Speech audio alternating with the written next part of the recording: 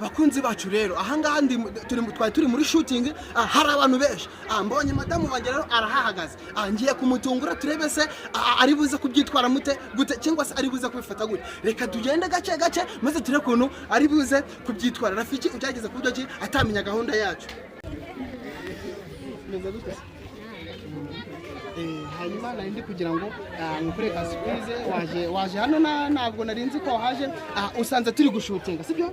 Nari rero ngo ngutungure, hanyuma ngira akantu ngukorera. Urabona hari abantu benshi, urabyakira gute ningira akantu runaka ngukorera?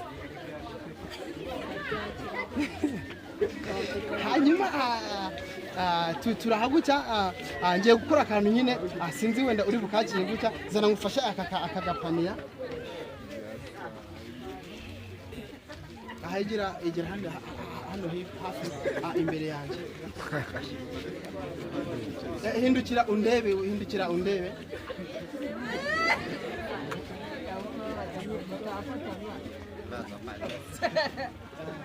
Ndi hagati muri aba bantu, ndi kugira ngo mubwire ko mukunda birenze uko bitekereza.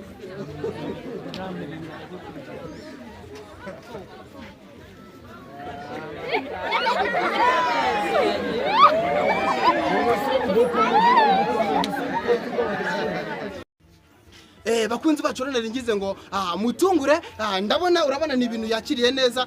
Biragoranye kugira ngo umuntu mutungure tumubwira ngo akanguterera ifi, biragoranye cyane kabisa.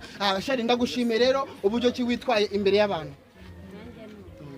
Yego robanu rero mwabantu mwe cyo mbikoreye, mugire urukundo mu miryango, tugire urukundo mu miryango, dukundane. Kora twa surprise umudamu atiteze, bizatuma urukundo rwiyongera mu muryango. Nk'abantu bavuga ngo wenda Zakayo akina amafilime, umugore byakira gute? Ndagira ngo ubwire abanyarwanda badukurikiranye, ese iyo ubona umugabo ari gukina amafilime ubyakira gute?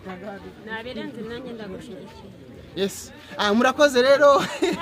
Agira kaho mose okay, urabona amaragenda kurwa, gusa nyine ni ibintu bimeze neza. Murakoze murakarama.